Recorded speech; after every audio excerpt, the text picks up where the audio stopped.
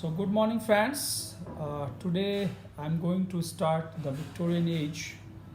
This age had been one of the most remarkable ages because this age is remarkable because of multiple developments in the fields of science, technology, industry, social reforms, as well as some dissatisfaction no, and social fall also, where there were people, uh, there was a one segment of society which was flourishing and flourishing, and there was another class which the situation of that class was actually going down and down. So this age is actually it's an era of material affluence and extreme political consciousness which England never witnessed before. And in this age, we find lots of democratic reforms as well as industrial and mechanical progress, scientific advancements, social unrest. No? As a result of these industrial and mechanical progress, there was also social unrest. No? Then there was an expansion in education, expansion and solidification of the empire, British Empire. Yeah? And because it was an age of growth of science, so there were some religious uncertainties also in this age. The result of this age, which is mixed in nature, is that there are two categories of thinkers and writers. One who are very much satisfied with the material and industrial progress of the Victorian society, like Macaulay, and another, there are people who are dissatisfied, totally dissatisfied. They are not just dissatisfied, they are having, you can say, a scathing criticism of the values held dear to these Victorians, like Ruskin, Carlyle, Trollope, these people. There is a very important line which you can write in your answer also.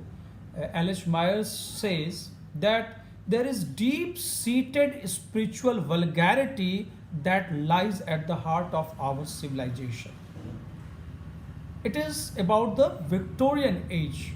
Okay, so there were progress, no doubt, but there were some exceptions also. But overall, this age was a glorious epoch in the history of English literature. This is the first age in which we see growth of each and every genre or genre, what you understand. Be it poetry or prose like Ruskin, Carlyle, no, and other people, or in novel, no, like Dickens, George Eliot, Bronte sisters, later Thomas Hardy, big writers. And even in drama, the late Victorian age saw a revival of drama with social reforms its aim. So it was a glorious epoch in literary history actually. Okay. This was an age of peace and prosperity. Let me start one by one. Okay.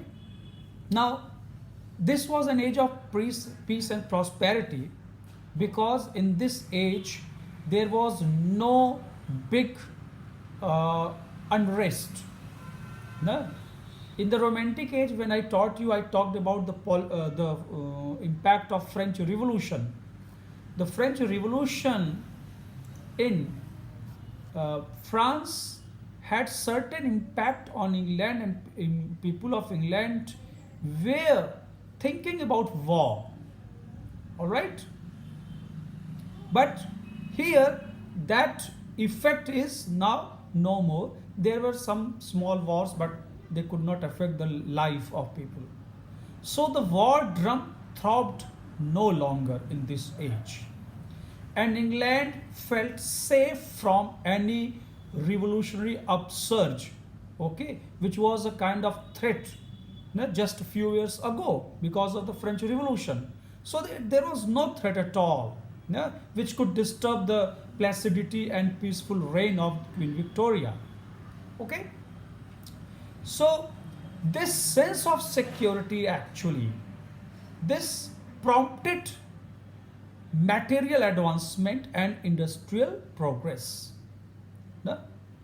There is peace, there is progress, and there were historical transformations, especially in the agrarian society, agricultural society. The transformation from agrarian to industrial economy is a very, very important feature. The students of economics can understand it so well. How from agriculture sector, everything, especially the economy of the nation, shifted towards industrial economy. Okay, and this established a new era, or new, you can say, this industrial economy of England. This made England a workshop of the world. Okay, and this industrialization, what was the impact? At every important centers, new mills, new industries were set up. Okay, and the whole of Europe actually, not just England, the whole of Europe hummed with rattles of looms and boom of weaving machines. Okay. Now, since it was an age of peace and prosperity, it was also an age of social unrest and reforms. Now, if at one place there is peace and prosperity, at another it was unrest. Okay, it was a kind of side effect of this industrial prosperity. As when you take English medicines, English medicines, they have side effects. So this English development and growth had side effects. What was the side effect of this industrial growth? There was a big social unrest and economic distress among the masses, because where there is industry there is labor, where there is capitalism there is labor problem. Okay, if this industrial prosperity gave rise to landed aristocracy, new capitalists and mill owners who were rolling in wealth and riches. Means this industrial growth give rise to new classes. At once there were rich classes and another poor classes, who were semi-starved, not enough to eat.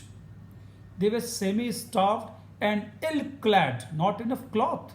England is a place with long winter seasons. Okay, but these laborers were ill-clad, and this class of laborers and factory workers, actually their condition became pathetic as with the industrial growth, and there was unequal distribution of wealth.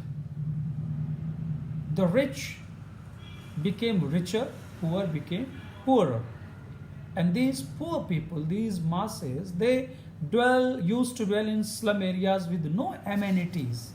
So at once it was an age of peace and prosperity, and at another social unrest and poverty also, because of the woeful and deplorable condition of these miners, laborers, the prisoners,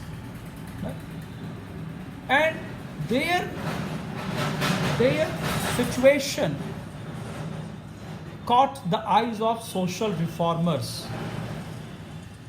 The biggest social reformers like Ruskin, whose unto this last is still very important for us.